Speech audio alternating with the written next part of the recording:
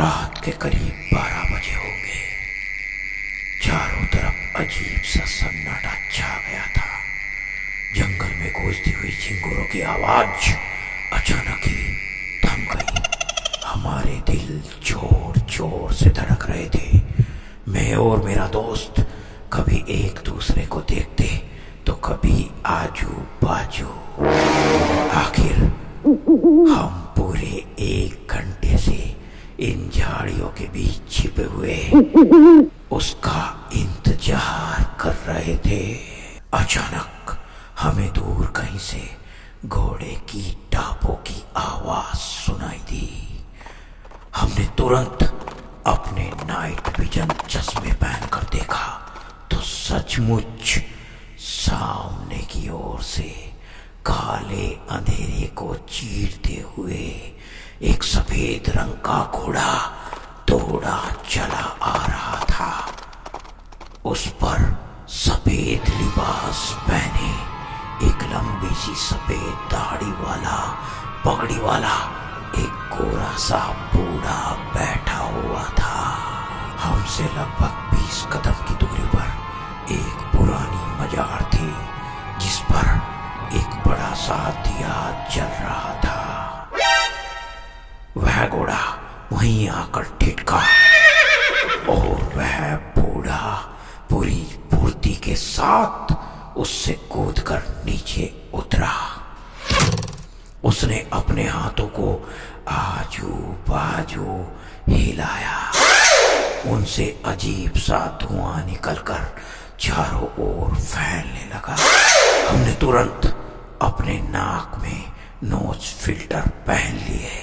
आसपास के लोगों की मान्यता थी कि अक्सर गुरुवार की रात यहाँ पर पीर बाबा अपने सफेद घोड़े पर सवार होकर आते हैं और लोगों की मन्नतों का ध्यान करते हुए उनके द्वारा चढ़ाई गई बीड़ी सिगरेटों का कस लगाते हैं। 1 महीने पहले जब हम डॉक्यूमेंट्री फिल्म बनाने के लिए इस गांव में आए थे तो गांव के बुजुर्ग सरपंच ने हमें चेतावनी दी थी। बोल कर भी गुरुवार की रात उस पीर बाबा की मजार वाले जंगल में मत जाना, क्योंकि वो उस रात अक्सर लोगों की मन्नत पूरी करने के लिए वहां पर आते हैं। वरना अपने नुकसान के जिम्मेदार तुम खुद होगे। भीमा काका ने भी हमें समझाया। भीमा काका मेरे पिताजी के प्रिय मित्र हैं। आजकल गांव में हम उन्हीं के पास ठहरे हुए हैं। भीमा काका जब कभी भी शहर जाते तो पीर बाबा वाली इस घटना का जिक्र जरूर करते।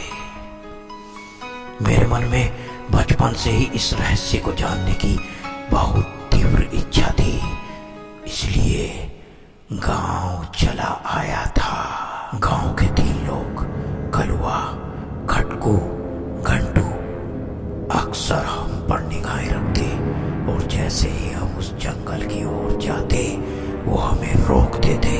मरने का डर नहीं है क्या तुम्हें? कुछ तो खोप करो पीर बाबा का। भूल कर भी इस जंगल की तरफ मत आना। आखिरकार लोगों से बचते बचाते उस रात जैसे ही हम इस जंगल में पहुंचे तो अचानक हमसे लगभग 10 कदम की दूरी पर एक सफेद घोड़े पर सवार यही बूढ़ा हमारे सामने आकर खड़ा हो गया और जोर जोर से ठहाके लगाकर बोला,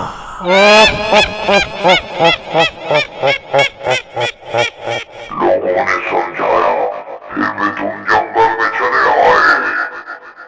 आज तुम्हें थोड़ी सजा जरूर मिलेगी। कहते हुए उस बूढ़े ने अपने दोनों हाथ हमारी ओर फैलाए। उनसे निकलकर तेज धुएं का गुब्बार हमें चारों ओर से घेरने लगा। फिर देखते ही देखते हम बेहोश होकर गिर पड़े। जब हमारी आंखें खुली तो हम भीमा काका के घर पर थे, लेकिन उन्हें इस घटना की कानो कान खबर न थी। यह हकीकत है या सपना, अभी हम सोच ही रहे थे। लेकिन दो लोगों का सपना एक जैसा नहीं हो सकता। फिर हमारा बदन तेज बुखार से तप रहा था, इसलिए भीमा काका के मकान से 2 घर दूर हम उस गांव के एकमात्र डॉक्टर, या यूं कहिए कि वैद्य धनियाराम के पास पहुंचे। धनियाराम ने हमें ऊपर से नीचे तक देखा और फिर बोला, इतना तेज बुखार, ये जरूर कोई ऊपरी का चक्कर है, आओ मेरे साथ। धनियाराम हमें मंदिर के पुजारी धनपत के पास ले गए। पुजारी जी ने हमें देखते ही चौंक कर कहा, पीर बाबा की चपेट में हो तुम। अगले महीने पूर्णिमा के दिन माफी मांगनी होगी, चढ़ावा चढ़ाना होगा, तभी मुक्ति मिलेगी। कहते हुए पंडित जी ने हमें थोड़ा थोड़ा जल पिलाया। तुरंत बुखार में आराम हुआ। फिर उसके बाद हम दोनों को एक एक पुड़िया देते हुए पंडित जी बोले, ये लो हमन कुंड की सिद्ध बबूत, सोने से पहले थोड़ी थोड़ी चाट लेना, और हाँ, रात को घर से बाहर मत निकलना। बुखार तो उतर चुका था, लेकिन फल, दूध, दही, घी खाने के बावजूद भी हम लगातार कमजोर होते जा रहे थे। अगर रात के समय गलती से हम पेशाब करने के लिए भी उठते तो घोड़े पर बैठा वही बूढ़ा हमें इधर उधर नजर आता। और एक दिन अचानक मेरा दोस्त कहीं गायब हो गया। मैं उसे ढूंढने के लिए निकला तो देखा गांव के बाहर वो किसी सन्यासी से बातें कर रहा था। पिछली रात ही 5 सन्यासियों ने गांव के बाहर अपना डेरा जमाया था। मेरा दोस्त उन्हीं में से एक के साथ बातें कर रहा था। मुझे देखते ही वह मेरे पास आया और धीरे से मेरे कान में कुछ फुसफुसाया। अब मेरे चेहरे पर चमक आ गई। उसके बाद हम दोनों मंदिर के पुजारी के पास पहुंचे। पंडित जी, हम शहर जा रहे हैं, पूर्णिमा को आकर चढ़ावा चढ़ा देंगे, मैंने हकलाते हुए कहा। पंडित जी ने एक लंबी सी लिस्ट हमारे हाथों में थमा दी। हम दोनों ने एक दूसरे का मुंह देखा, फिर अपने अपने बैग उठाकर गांव से बाहर निकल गए। उसी रात 12 और सन्यासी उस महात्माओं के डेरे पर पहुंचे। उनमें से एक मैं था और दूसरा मेरा दोस्त। अगले दिन बड़े गुरुजी का सत्संग होने लगा, जिसमें गांव के सभी लोग शामिल किए गए थे। सारे युवा सन्यासी चारों ओर फैलकर सबका पहरा दे रहे थे। मैं भी 5 सन्यासियों के ग्रुप में अपने दोस्त के साथ इधर उधर टहल रहा था। धीरे धीरे रात हो आई। फिर सबकी नजरें चुराकर हमें पीर बाबा की मजार वाली झाड़ियों तक पहुंचा दिया गया। पीर बाबा आ चुके थे। वह आज भी लोगों की मन्नतों का ध्यान करते हुए उस दिए से जला जलाकर लोगों द्वारा चढ़ाई गई बीड़ी सिगरेटों को पी पी धुआं ऐसे निकाल रहे थे जैसे भट्टे की चिमनी से धुआं निकलता है। उसके बाद पीर बाबा ने उस मजार को एक जगह से थपथपाया और अचानक मजार के अंदर से एक दरवाजा खुला। उसमें से पीर बाबा ने एक बैग निकाला। वह दरवाजा फिर बंद हो गया। पीर बाबा दौड़कर घोड़े पर बैठने को ही हुए कि अचानक हमने उन पर हमला कर दिया। उस बूढ़े पीर बाबा ने हम पर बैग से हमला कर दिया और फुर्ती के साथ घोड़े पर बैठकर भागने को हुआ, लेकिन अचानक घोड़ा लड़खड़ा कर गिर पड़ा। इससे पहले दोबारा वह बूढ़ा संभलता, 3 सन्यासियों के त्रिशूल उसकी छाती पर तन गए। अगले दिन सारे गांव में खबर फैल चुकी थी। वह पीर बाबा और कोई नहीं बल्कि नकली सफेद दाढ़ी मूंछ लगाए खटकू था। उसका साथ दे रहे थे कलवा, घंटू, वैद्य, धनियाराम और पुजारी धनपत। जो भी कोई रात में उस जंगल में जाता, पीर बाबा बना खटकू बेहोशी की गैस छोड़कर उसे बेहोश कर देता। फिर कलवा और घंटू उसे उसके घर तक छोड़ आते। वह मासूम यही सोचता कि ये पीर बाबा का चमत्कार है, लेकिन बात इतने पर ही न रुकती।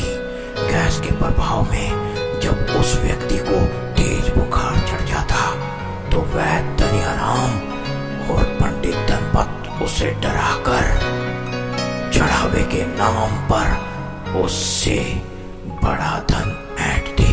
लोगों को डराने के लिए वो उन्हें बबूत में हेलिजेशन की दवाई मिलाकर दे देते, जिससे लोगों को रात के समय पीर बाबा इधर उधर दिखाई देते। लेकिन मेरा दोस्त सारा माजरा समझ गया था, इसलिए उसने पुलिस को इन्फॉर्म कर दिया। पुलिस भी सन्यासियों के भेष में वहां आकर जम गई। उसके बाद हमारी मदद से सारा भांडा फोड़ हो गया। पीर बाबा के डर के कारण गांव का कोई भी व्यक्ति उस जंगल में नहीं जाता था। इस बात का फायदा उठाते हुए वह धनियाराम जंगल में अफीम की खेती कर रहे थे। वह अफीम को बैग में भरकर पीर बाबा की मजार में छिपा देते और खटकू पीर बाबा बनकर उस बैग को वहां से निकालकर शहर तक पहुंचा देता।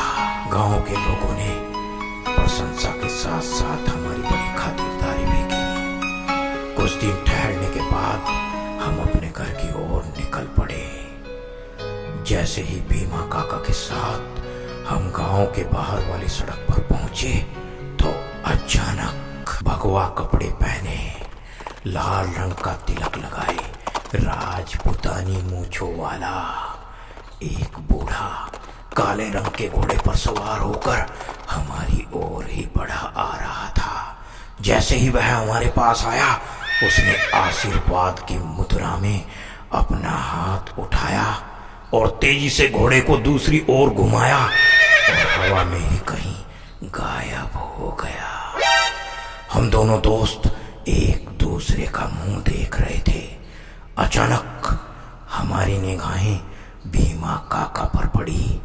उनकी आंखों से आंसू टपक रहे थे। उन्होंने सड़क की ओर अपने हाथों को जोड़ रखा था। फिर वह धीरे से बोले, ग्राम